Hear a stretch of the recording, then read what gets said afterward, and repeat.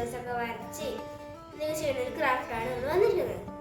നമുക്ക് ഇങ്ങനെ ചെയ്യാൻ കാണിക്കാം. ഞാനിവിടെ ഡിസൈൻ ചെയ്യുന്നത് ഒരു ഫ്ലവർ ആട്ടോ. നമുക്ക് ചെയ്യാം. ഫസ്റ്റ് നമുക്ക് ഒരു പെയിന്റ് എടുക്കണം. തുറക്കാൻ വെച്ചിട്ട് പാട് വന്ന സാധനം 6 കളറാണ് കേട്ടോ. ഇതില് നമുക്ക് യെല്ലോ കളർ എടുക്കാം. അപ്പോൾ എൻ്റെ ഈ ചിത്രം നിങ്ങൾ കണ്ടോളം തുടങ്ങാൻ പോകണം. നമ്മൾ ഒരു ഫ്ലവർ വെച്ചിട്ടുണ്ടെങ്കിൽ നമുക്ക് അടുത്ത ഫ്ലവർ വരക്കാം. പെയിന്റ് ഇവിടെയാണ് നമ്മൾ വരയ്ക്കുന്നത്. ഓക്കെ,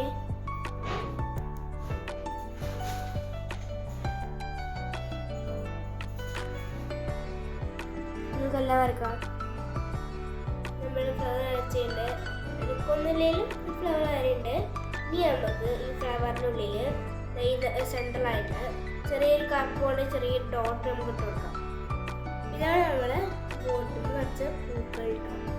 ഡോട്ടൊക്കെ അങ്ങോട്ടും ഇങ്ങോട്ടൊക്കെ പോയിട്ടുണ്ടെങ്കിലും നല്ല ക്യൂട്ടാണ് കേട്ടോ, രസമുണ്ട്. അവസാനമായിട്ടുള്ള ഒരു ഫൈനൽ ലുക്ക് ആട്ടോ ഒരു ബോട്ടിലിൻ്റെ. ഇനി നമുക്ക് ചെയ്യാനും ഫ്ലവേഴ്സ് കുറച്ച് കൊളായിട്ടൊക്കെ ഉണ്ട്, ഇനി കുഴപ്പമൊന്നുമില്ല. ഇനി നമുക്ക് ഈ ബോട്ടിൽ ഫ്ലവേഴ്സ് സെറ്റ് ചെയ്യാം. ഓക്കെ, നമ്മൾ നേരത്തെ ഫ്ലവർ വരച്ചില്ലേ പെയിനോടൊക്കെ ഉണങ്ങി വന്നിട്ടുണ്ട്.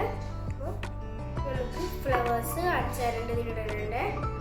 അപ്പോൾ ഇതാണ് നമ്മൾ പൊട്ടിച്ച ഫ്ലവേഴ്സ്. കുറച്ച് അധികം കേട്ടോ, കാരണം ഇതിൽ അത്യാവശ്യത്തിന് കൊള്ളണം കേട്ടോ.